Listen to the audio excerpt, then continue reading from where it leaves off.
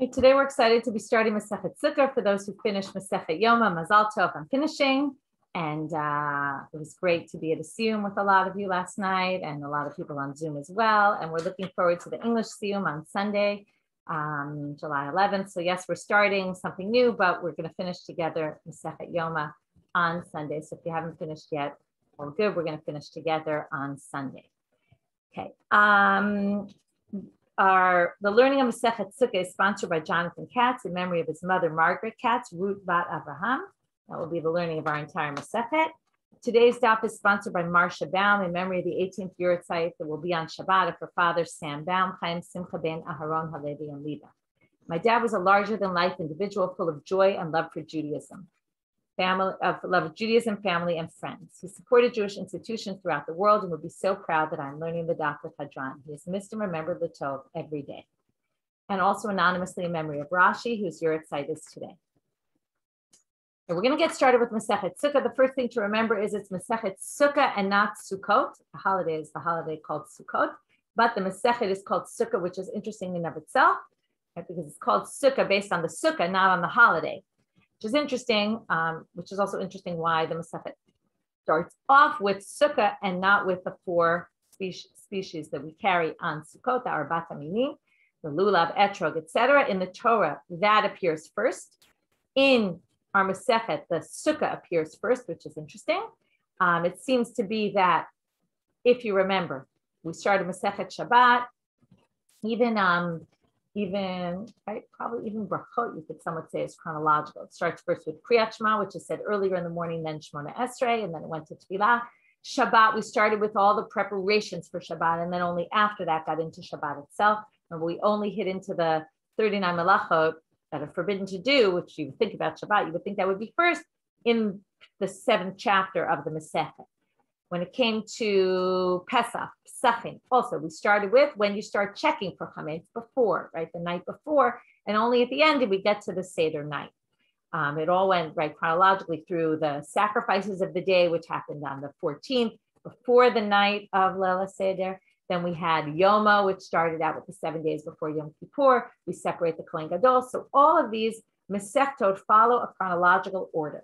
So what's chronological here? Well, your sukkah you have to build first. It's true you have to buy the Arba Hamimim, but you certainly don't have to do that until you can even, and I know my brother-in-law likes to go to the shuk at the very last minute, right? A few minutes before the holiday, figures he can get the cheapest price on them because everyone's trying to get rid of them. So you really could buy them a minute before Sukkot, but you really can't build your sukkah just before. We all know how much time it takes and how much preparation, and there's a special mitzvah to start doing it right after Yom Kippur, so you immediately start with a mitzvah, which leads to another question. Is there a mitzvah actually to build the sukkah?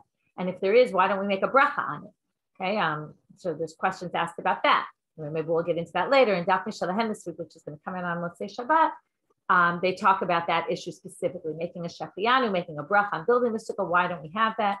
That's another question. But for now, we're going to start with our sukkah. So therefore, it makes sense that the Masechet starts out with sukkah. We're going to deal for a while with the sukkah. To be very dealing with sugyot, it's going to sound a lot like Eruvin. And in fact, it's going to start the same way Eruvin started. I don't know if you remember this. The very first Mishnah in Eruvin, first thing the Gemara did was compare it to the Mishnah in Sukkah. And what our Mishnah is going to do today, our Gemara is going to do today, is compare it, reverse back to Eruvin, ask the exact same question they asked there, and answer the exact same answers. This, by the way, is very typical for the beginning of Masechtot. It's something that you can see when you learn Daf Yomi, to go at such a quick pace that you get to the beginnings of a lot of Masechtot. And very often in the beginning of a Masechet, they compare that Mishnah to other Mishnayot that are similar. The number of Masechtot that start off with similar Mishnayot, and often we have the same exact sugya, the same way they compare this Mishnah to that one, they're going to compare it in the other place as well.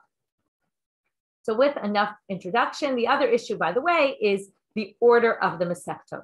Why we have it. Yom Kippur Sukkah makes a lot of sense, right? After Yom Kippur comes Sukkot. But what doesn't make sense is that we're not going to get to Rosh Hashanah for another two Masechtot. First, we're going to get to Beitzah, and only then to Rosh Hashanah. And why didn't Rosh Hashanah come before? And in fact, Shiur Gaon says that different orders appear in different places.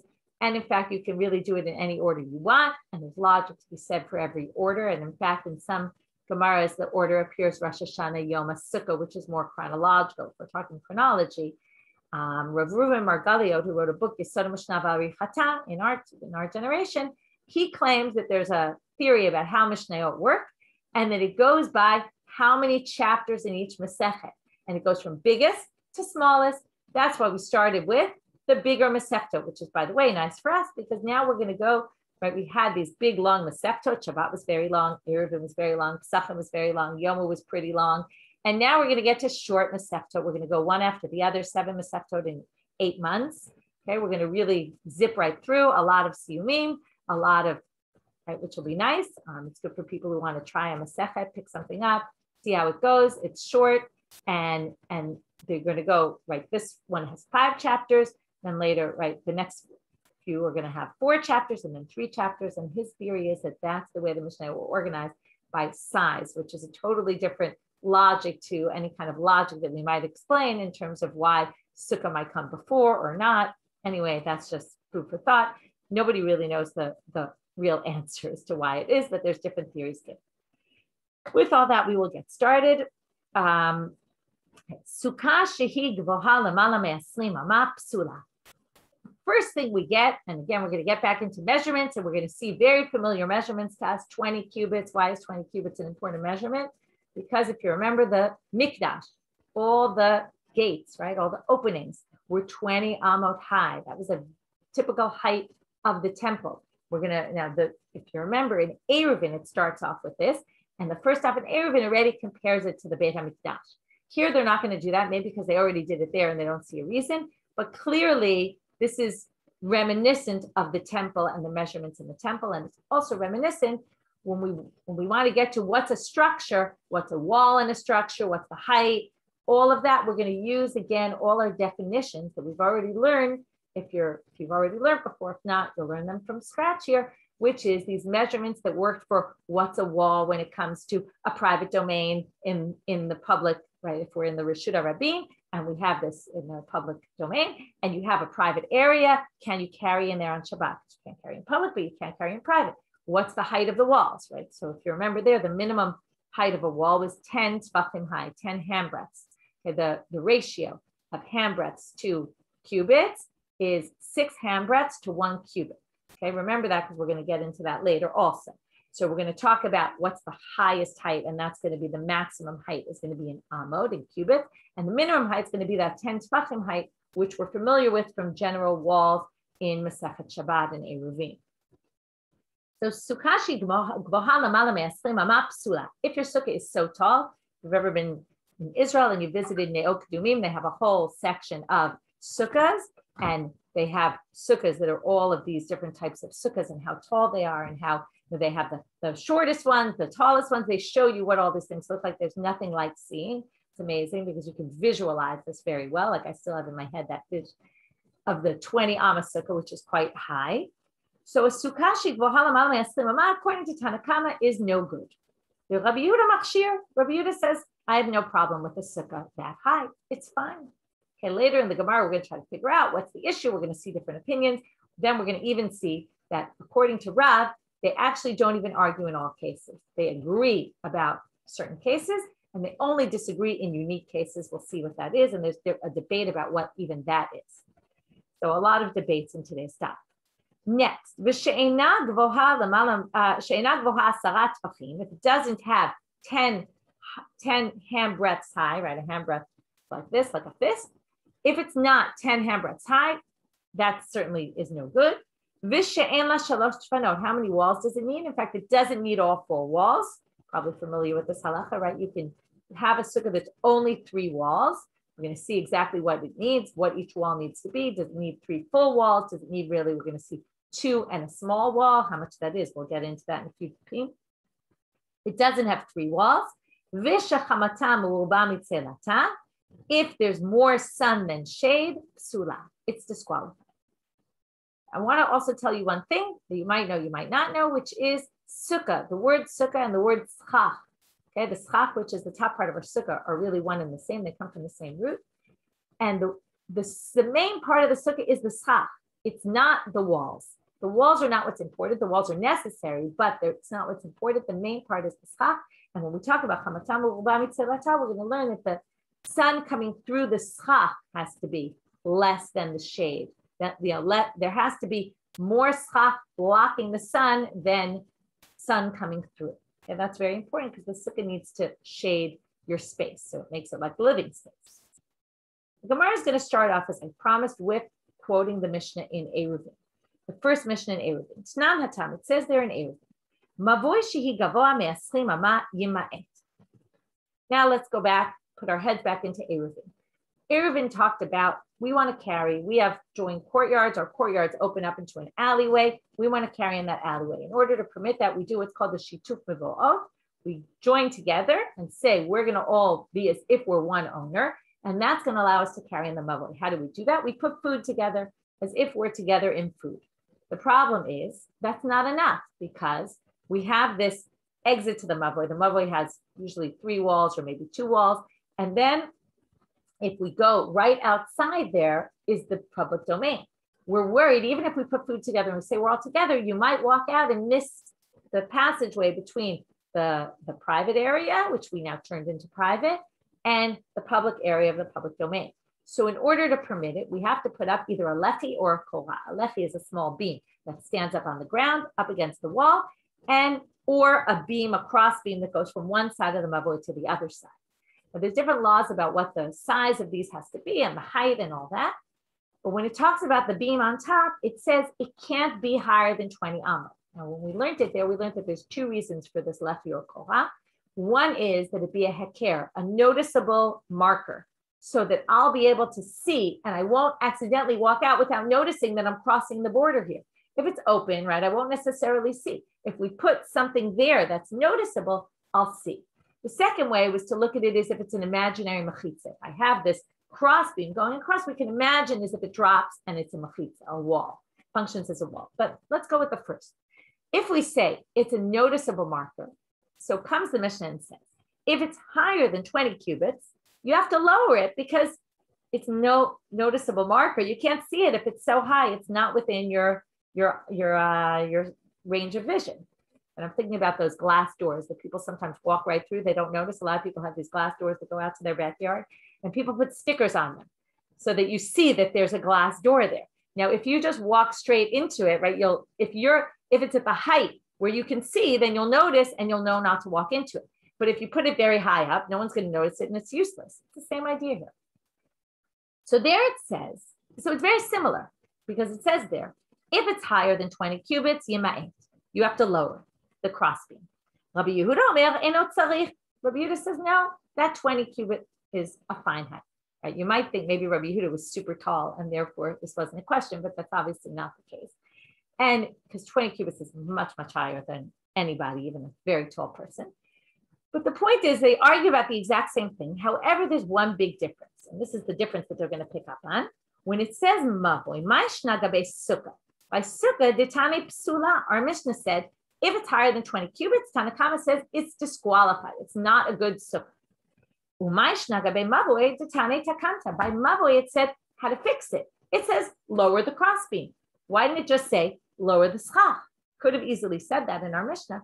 So why is the Mishnah, it's an interesting question. It's not your typical Gemara question. And often the beginning of Masechtot are actually Svara Isugis. They're sugis that were written later and added into the Gemara, and they're dealing more with semantics. Why does it use this language and not others? So Sukkah, here comes, we're going to have 2 answers. Sukkah de Oraita, Tane Psula. Mavoi de Rabbanan, Tane Takanta. Sukkah that's on a de Oraita level, it's a Torah law. You have to have a sukkah. Right? It doesn't say anywhere in the Torah you have to make an eruv. It doesn't talk about eruv. And even there's no law you have to have an eruv. It's voluntary. If you want, you can do it. You don't have to. So by sukkah, where you have to build a sukkah, or you have to sit in the sukkah, therefore, tane psula. So it's telling you, if your sukkah walls are too high, your sukkah schach is too high up, then it's disqualified and you haven't fulfilled the deoraita, the Torah law of having a sukkah. But mavoi de Rabbanan, but a mavoi, which is a rabbinic law, which is just rabbinic, where you have to, again, it's if you want, it's rabbinic / voluntary. If you want to do it, fixture to allow you to carry, you can. But, right, mavoi de Rabbanan tane takanta. Therefore, it tells you, if you really want to take care of this and allow yourself to carry, so this isn't going to work, you have to fix it. Okay, but when it's talking about Doraita, it wants to know, do you fulfill your obligation of Sukkah or not fulfill your obligation of Sukkah? The Ibait Ema, alternatively, you could say, the Doraita Namitane Takanta. No, really, even though it's Doraita and it's a Torah law, it still could have said, this is how you fix it, because in the end, you really want to fulfill the obligation. So why would you say it's not going to tell you how to fix it? It could say, lower it. What's the reason it didn't say lower it? And instead it said, it's disqualified. Miu Sukkah de nafish mile, de nafishe mile, pasik v'tane psula. Mavod v'lo nafish mile, tane takanta. It's really an issue of the structure of the Mishnah. By a ravine, there were two halachot in that Mishnah. So therefore, each one it said, this is how you fix the situation. In our Mishnah, there's 4 issues. If it started saying, this is how you fix this one, this is how you fix this one, this is how you fix this one, this is how you fix this one, it would be a very long-winded Mishnah. This teaches us a little bit about Mishnayot. The Mishnayot are meant to be short and easy. And if you remember, people memorized them by heart originally. They weren't written. So it makes sense that they want to keep them short and simple and organized. So therefore, once there were 4 items in this Mishnah, it became much simpler to just say, all of these things are disqualified. And therefore, it'd be easier to remember, easier to recite, easier to pass down. So therefore, that's why it just said psula. There were only 2 items. So it said, this is how you fix this one, this is how you fix that. Now they want to know, okay, we said Sukkah is Doraita. And Doraita, the rabbis think that on a Torah level, this is disqualified, such a high height. Why? We're going to give 3 reasons. So where do we get this from? Where do we get that from Torah law? It certainly doesn't say by Torah in the Torah, anything higher than 20 cubits is disqualified. So where do the rabbis get it? That from the Torah, this would be a disqualified sukkah. We're going to see Rabba, Rabbi Zera, and Rabba. And the structure is going to be, we're going to see Rabba, then we're going to see Rabbi Zera. Abai is going to ask a question on Rabbi Zera. And then we're going to see Rabba, and Abai is going to ask a question on Rabba as well. And each time we're going to have an answer to Abai's question. Amarav, Damalcha. The pasuk says, "Leman yidu do'otechem, ki b'Sukkot hashavti et b'nei Yisrael." What's the reason for the holiday of Sukkot? Why do we sit in these temporary booths, as you call them? So it's so that the future generations will learn that ki b'Sukkot hashavti et b'nei Yisrael. God wants you to know that when the people got out of Egypt, the Jewish people, they lived in this temporary abode in the desert. So what does this have to do with the height? Well, honestly, Mama, Adam Yodeh, Shudar b'Sukkah. As long as I'm with a normal height of a ceiling, I'll remember that I'm in a sukkah. But Lamala me'asri Mama, ein Adam Yodeh Shudar b'Sukkah. If it's higher than 20 cubits, I won't know that I'm living in a sukkah. I won't have this symbol to remind me that I'm sitting in a sukkah. Why? Mishum delo shalta ba'ena. As I told you, it's not about the walls. It's about the schach, that I have this schach covering me. Right? In a temporary house, you need something to cover you. It's temporary, but yes, it is something. It's the schach. If the schach is so high up, I won't notice it. This goes back exactly to the mavul. If it's so high, it's not going to be noticeable. If it's not going to be noticeable, then I won't be able to fulfill. The people will remember every year when they sit in the sukkah that God had them in sukkahs in the desert. So therefore, higher than 20 is not going to work because I won't ever look up there. It's too high. I won't notice it. Rabbi Zera Amar Mehacha. Rabbi Zera gives a different reason. V'sukkah tieh letzel yomam mechorev. This is a strange verse in Yeshayahu, which is discussing in the future, in the Acharit Hayamim, in the time in the world to come, or the time of the Mashiach. What will happen? Jerusalem is going to become like a sukkah. Okay, you have to imagine such a thing. It's going to protect the people, kind of be above the people protecting them. It will be litzel yomam mechorev. It will be chorev. They understand to mean heat from the sun. It will be shade. It will shade the people, protect them from the sun. Sounds like the importance of sunscreen, right? Protecting us from the sun. But it will be this kind of protection upon us. That's what Jerusalem is going to be. It obviously means something more figurative than literally. So what's the idea here? You see, the sukkah is litzel. The sukkah. Remember, what does sukkah mean? Not the walls, but the schach is going to provide shade. Honestly, Mama Adam Yoshev B'Tzel Sukkah. L'mala me'asri Mama ein Adam Yoshev B'Tzel Sukkah ela B'Tzel Tfaneh. It's a bit of a hard concept to understand, but what it means is that once you have a sukkah that's so high up, The sun, now the idea is that the sun during that time of year is not directly ever in the center of the sky. So it comes in at an angle. It comes in at an angle. If your schach is so high, you're sitting in the sukkah, you're not getting shaded from the sun. What's shading you from the sun? The walls, not the schach. And the schach has to be something that shades you. So therefore, once you're higher than 20 cubits, you're not sitting anymore in the shade of the sukkah. Again, you have to remember, change your perspective. Sukkah doesn't mean all four walls or however many walls. Sukkah means the schach, the above part. So you're not sitting in the tail of the schach, ela b'sel tfanot. What's blocking the sun is the walls. That's not going to help you. That's not a sukkah as you see from this verse, because the sukkah is going to be l'tzel, for shading, which is the schach. So I'm really Abaye. Abaye says, wait, you're saying that any sukkah where the sun is not being blocked by the schach, but by something else is no good? If so, I'm going to give you an example, and you're going to tell me the sukkah doesn't work. What if your sukkah is in between two hills, okay, two mountains? You're in the valley, in between two mountains. You put up a perfectly good kosher sukkah, great measurements, everything. What's shading the sukkah? The mountains, not the schach, because the sun can't get through the mountains. So in this case, you're going to say this is no good because your schach is not the thing providing the shade. So that's what he says to him. What you're going to say, that's not a sukkah if it's in between two mountains. So what's Rabbi Zera going to answer? What does he answer him? Theoretically, and obviously you can't move mountains, but if you could cut off those mountains, what would happen? You would have shade from the schach in that case. But in this sukkah that's not in between two mountain ranges, and it's higher than 20 amot, if you got rid of the walls, this would be full of sun. So therefore, it wouldn't work. Okay, but that sukkah in between two mountains, while it's true that technically speaking, the shade is coming from the mountains, it doesn't matter because if we got rid of the mountains, we still would have shade from the schach. So therefore, don't ask me a question from there. Third answer, Rava Amar Mehach. B'Sukkot teshvu shivat yamim. You're supposed to dwell in your sukkah for 7 days. Now, what does this mean? He understands this, and we're going to see a big machloket about this throughout the Masechet, or throughout the beginning part. Amra Torah, kol shivat yamim, say midirat keva v'shev v'dirat arad. He says, what does this mean? B'Sukkot teshvu shivat yamim. Dwell there for 7 days. For 7 days a year, you're supposed to live in a temporary abode. Okay, so now, go out of your structured house and go into a temporary abode. Honestly, Mama, we're going to see this word keva and arai a lot. So let's get the lingo. Keva means set, organized, right? Something structured and permanent. Arai means something not permanent, temporary. Okay, very temporary. We're going to learn about eating achilat arai. We learned about this at the end of Masechet Yoma also. Eating something that's not really a meal as opposed to eating achilat keva, something that's a full meal.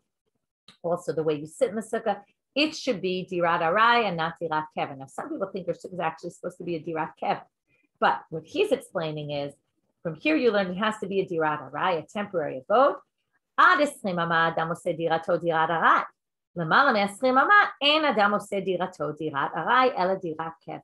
Nobody builds a temporary structure that's so tall. It just doesn't, that's just not the way people do things. If you're going to build a sukkah, it's going to be something short. It's not going to be something that's going really to a very high height of 20 cubits. That's just not, nobody builds something temporary in that way. To which Abaye comes and asks, Abaye, Elameata, you think it has to be fully temporary. So you were talking about height, but what about materials? If you use iron walls, you know, the barriers, you make a serious sukkah, you use the materials that are serious. You put schach on them.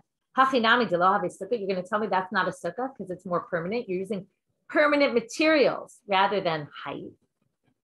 So Amarle, he says to him, this is what I mean to say. And it's a bit of a strange answer because he's really answering him with the question.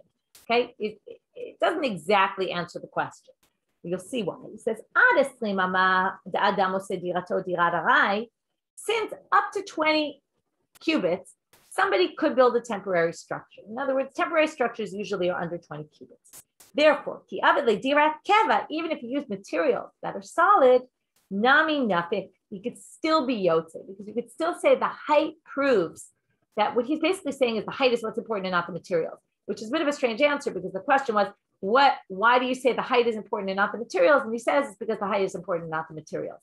That's basically what he's saying. But what he really wants to say is the height determines whether it's permanent or not. Because if you're building a short structure, even if you build it with significant materials, it's still going to be considered within the realm of a temporary abode. But, and this maybe will be more proof, but nobody would build a temporary structure so high up in the sky. Therefore, it doesn't matter what materials you build it with. Once you build it so high, even if you do it with temporary materials, you're not going to be yotze, because there's no way you would build something so tall. When you build your sukkah, it's going to be something much more temporary. But we know it's just interesting because there's different kind of sukkahs, and some people have very serious sukkahs that take a long time to build, and some people have very simple ones. But either which way, I think all of our sukkahs would come in the context, would come under the category of nothing permanent, even if it's a very serious kind of sukkah. Okay, so again, his answer is not the most convincing, because he's basically saying, well, it's the height that's important and not the materials, which is kind of what Abaye was asking. So now we have our three answers. So let's just review. We have Rabbah, who said it's all because we want you to remember. And this goes back to the mavur. At a certain height, you won't notice it. If it's not noticeable, you won't have that reminder. That was Rabbah. Rabbi Zera said it's because of this verse about in the future, Jerusalem will be a sukkah, which protects. So this means the sukkah, meaning the schach, has to protect you and from the sun. And this isn't protecting you from the sun, because it's the walls that are protecting at that kind of height. Rava says it's because it says you have to sit in the sukkah for 7 days. It has to be temporary. And this is no longer temporary. So now we want to do this game between the three, which is, why don't those hold like him? Why doesn't he hold like him? Why do they each have different answers? So kulu ke Rabba lo amre. They don't all agree with Rabba, which was the first one. The man yedu. Why? Hahu yidi'a l'dorotu. They understand that verse, not that when I'm sitting in the sukkah, I need to look up and see and remind myself. No, it's for future generations. We keep the holiday of Sukkot so that people will remember. We have this concept of Sukkot. We live in a sukkah for 7 days so that people will remember throughout the generations. It even says in the verse, so the future generations doesn't mean you have to have a reminder while you're sitting in the sukkah. This is why we build Sukkot, so that we remember. So the others don't hold like Rabbi Zera, who used this pasuk about in the future what will happen. Because this was written about the time of the Mashiach. This has nothing to do with the holiday of Sukkot. It's talking about a sukkah, that Jerusalem's going to be a sukkah. It's also not, maybe it's also trying to say this is not literally what's going to be, right? This is some future time. It's describing something that has nothing to do with the holiday of Sukkot. Now, what's Rabbi Zera going to answer to that? Rabbi Zera, im ken lemakat vechupatia letzel yomam, umay visukatia letzel yomam, shmamina tarte. Rabbi Zera says, of course, it's talking about a future time, but that doesn't matter. If it wanted to teach you and not teach you anything about sukkah, it would have used the words vichupatia, a covering, right? A chuppah, like from a wedding. It's also something with a covering. It would have said, Jerusalem's going to cover you like a chuppah. Why did it specifically use the language sukkah? To teach you two things. Number one, Jerusalem in the future is going to be like a protective covering over the people.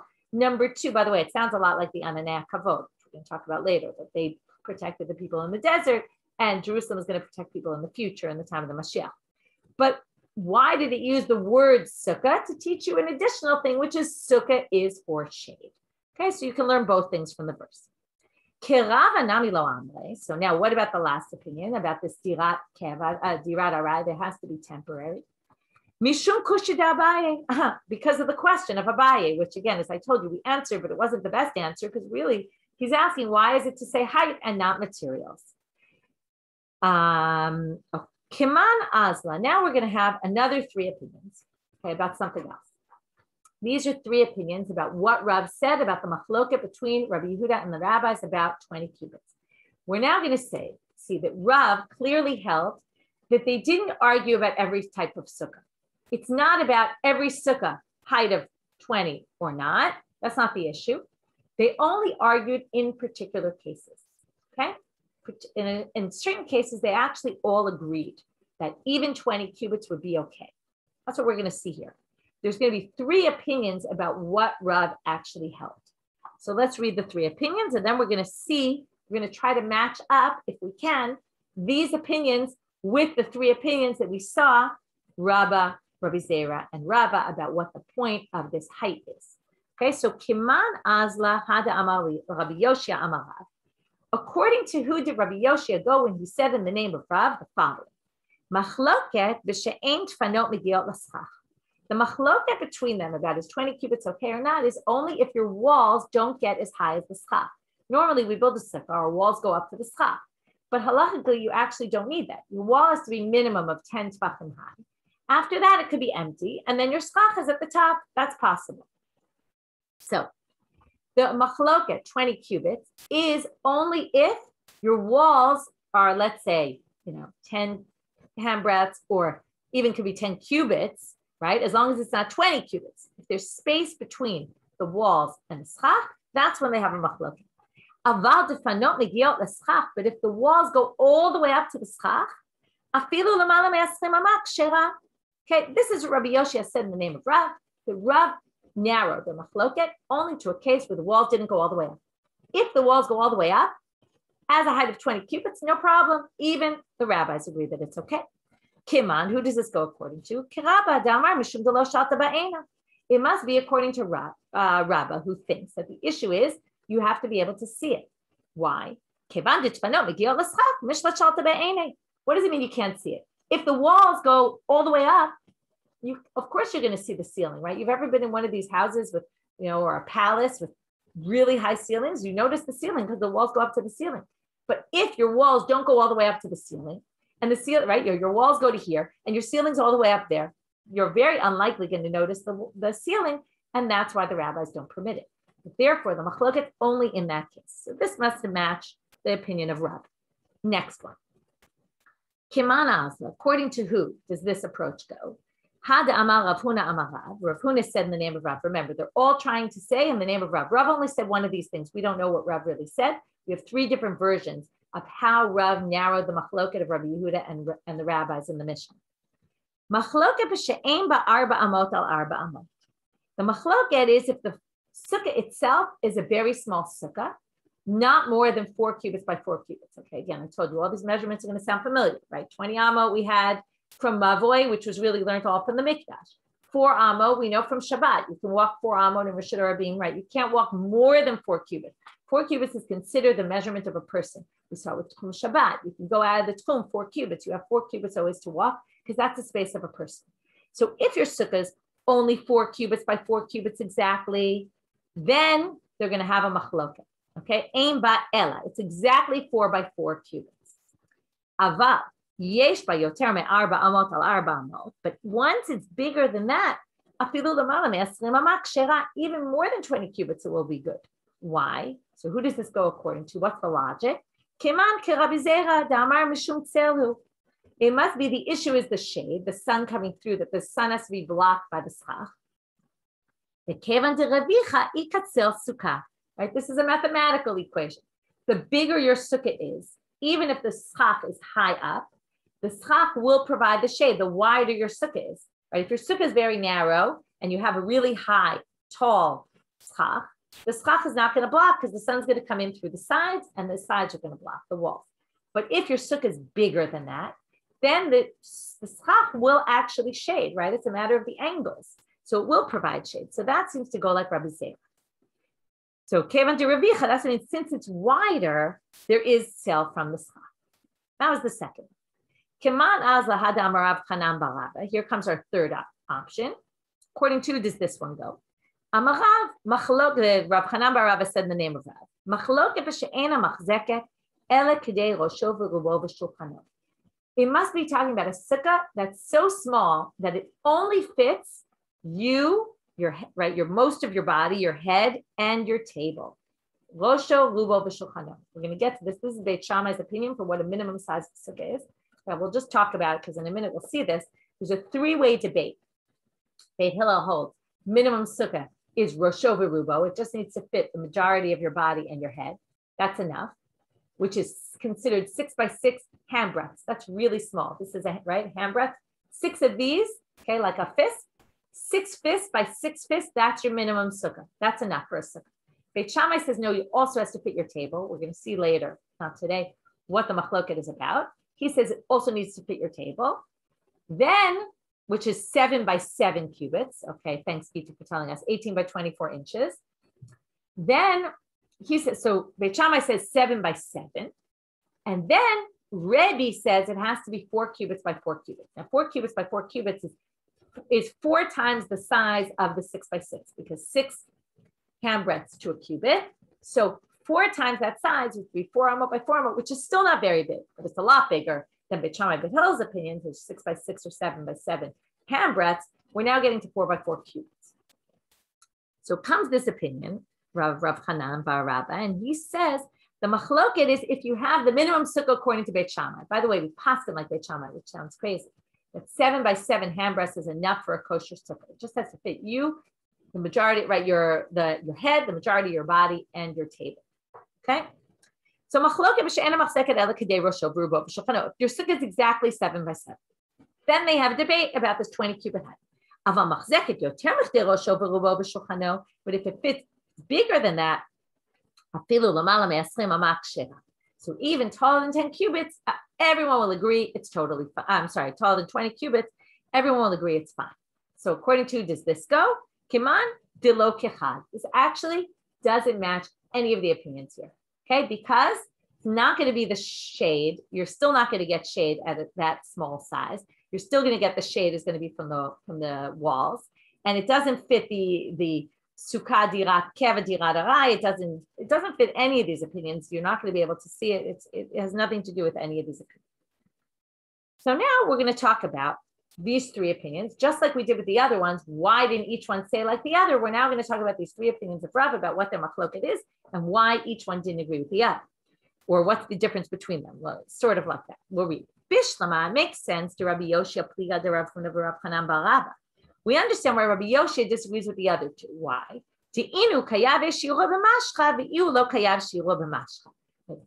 second 2 opinions were all about the size of the base of the sukkah.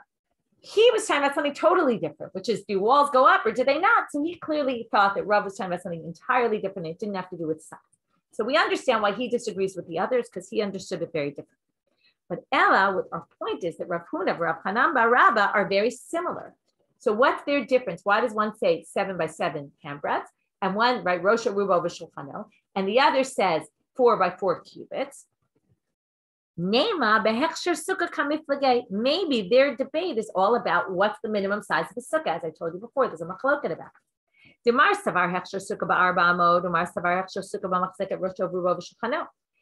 Let's suggest that the one who says it's 4 by 4 cubits is because he doesn't even think a sukkah is kosher less than that. So therefore he said their machloket is when it's exactly the minimum size. Any more than that, they actually don't disagree. And the other one said, no, I think the minimum size is Rosha Rubo B'Shulchano. So their machloket is that. And any more than that, they all agree. So they say, look, you don't necessarily have to say that that's the debate between them, because you could read it like this. Dekule Alma, they all agree, Haksha Sukkah Rosha Rubo B'Shulchano. They all agree, as I told you, this is how we pass it, like Beit Shammai. The minimum size of a sukkah is Rosha Rubo B'Shulchano. Now the one, so it makes a lot of sense than the one who says, at that size exactly, they have a debate, but any bigger than that, they don't have a debate. Again, we don't really know what it's based on, because we say it doesn't really fit in with any of the opinions, but at least we can understand, okay, that's what it is. So let's see. What's the other opinion then? One says, right, that's the machloket. That's what we saw. At that exact height where the sukkah is kosher, that's where they have a debate. Any more than that, they don't debate. Again, we don't really know why, but that's what he says. But the other opinion that says 4 by 4, what did he really mean? He didn't really mean at 4 by 4. They disagree. What he meant to say was Mar Savar, Meirosho Verubo V'Shulchano, from the minimum, Ad Arba Amot Pligi. It's from the smallest kosher sukkah to the size of 4 by 4, which is almost 4 times the size. That's where they have a machloket. It's a range. It's not just in one particular case at exactly those measurements. No, it's a range. So we don't disagree about how big the minimum sukkah is. I agree with you. The minimum sukkah is Rosh Rubo v'Shulchano. What I disagree is, I think that the machloket is from that size to 4 cubits. Once 4 cubits, again, not because of it has to do with the size of a sukkah, it's because of the angles of the sun and all that, that once it's wider, already the sun is going to be shaded from the schach and no longer from the walls, once it's that size. Okay, because of the angles. Now we're going to bring a question on these last two opinions. Okay, the ones that say Rosh Rubo v'Shulchano or 4 cubits. But we're not going to really see the question until tomorrow's daf.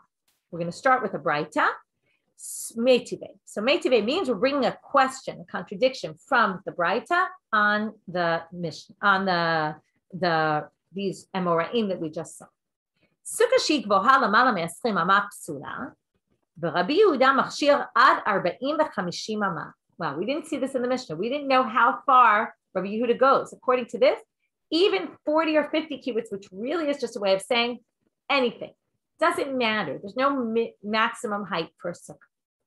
That's not our point, though, of bringing this source. Amar Rabbi Yehuda. Now, Rabbi Yehuda engages in a conversation with the rabbis, and he tries to prove his point. Ma'aseh b'hileni hamalka. A big debate about who she was. Was she someone who wasn't Jewish who converted? She was a queen. She converted to Judaism. Her son Mumbaz is mentioned in different places. That seems to be who she is, but some people claim she's someone else. It's not who she is, but in any case, let's hear about her. There was a case with Heleni Amalka Lod. She was in the city of Lod. Sukkah was taller than 20 cubits. Makes sense. She was a queen. She had this very tall sukkah, right? Very grand. You think about these palaces with the high ceilings. So she built her sukkah like that as well. Right? Very interesting. We have an example of a woman, right? Interesting because women are not obligated in sukkah. So we're going to talk about that in a minute. So the elders would come and go, Lisham, they would go in and out of her sukkah. Below Amrula Davar. We're going to see this a few times in the Masechah where they try to prove something from the fact that the rabbis didn't comment. That's an interesting thing in and of itself. So she said, right, and this is, I see what you're saying, Caroline, which is, would they challenge the queen, right? Good question. The fact that they didn't say anything, there could be many reasons why they didn't say it. They're going to assume the rabbis didn't say anything.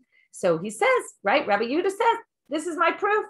Rabbis didn't comment. Ah, great. It must be it was okay.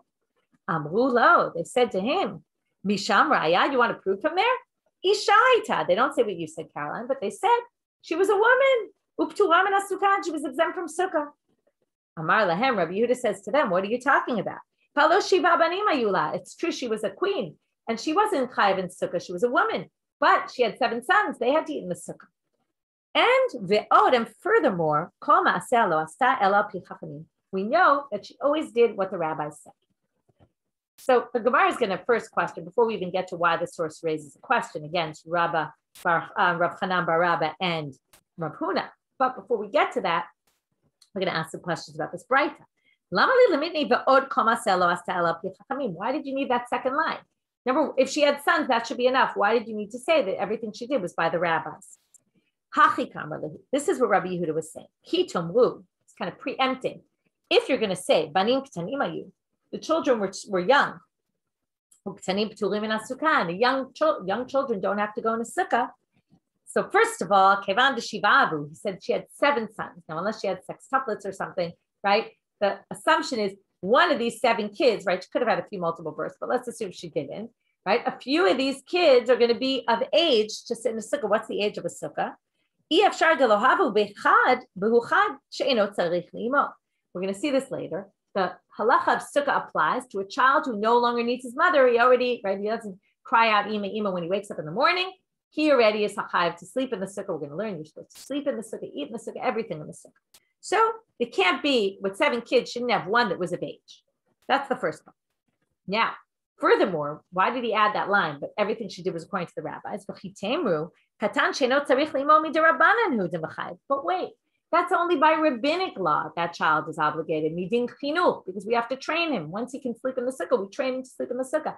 That's only rabbinic law. Maybe she didn't care about rabbinic law. She said, my sukkah's okay on a doraita level, even though the rabbis say it's no good. At least it's a sukkah. Maybe she didn't care. That's why it says the right. Maybe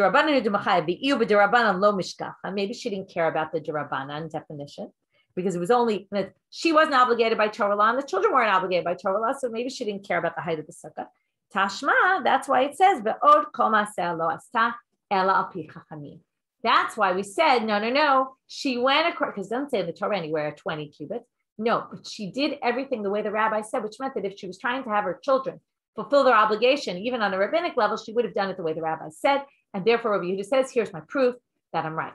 The main point, which we're going to get to tomorrow, is you see that the rabbis and Rabbi Yehuda disagreed. Now, according to the last two opinions, they disagreed only in a teeny sukkah. And once the sukkah was bigger than that, they didn't disagree. You think Heleni Amalka had a teeny sukkah? Well, how could that be? She was queen. She had 7 sons. There's no way her sukkah was so teeny.